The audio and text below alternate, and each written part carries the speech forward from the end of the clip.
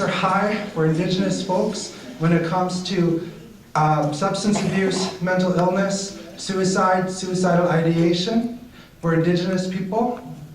Those rates are also very high for LGBT people, for lesbian, gays, bisexual, transgender. They're high for mental illness, they're high for suicide, suicidal ideation. Now think about those rates if you intersect those identities. How high are those rates of mental illness for Two-Spirit people, for Indigenous queer people?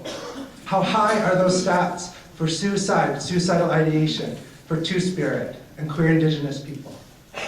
They're probably very high. And we probably know it because we know about our Two-Spirits people within our community. We see them struggle. And it's not just whether we're related to them or not, because sometimes they're our children.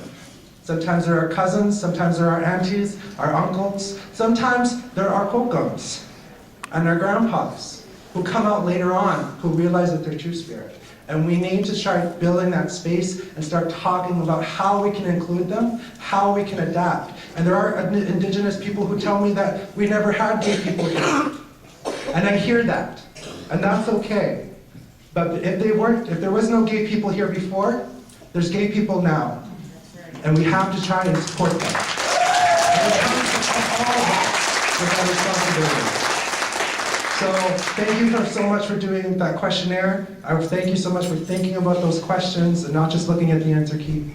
There's somebody who did. It's our last day. That's okay, we have long journeys. But maybe it's a start for having those conversations within your tables here, within the car rides home, and once you get home, at your kitchen tables. Thank you.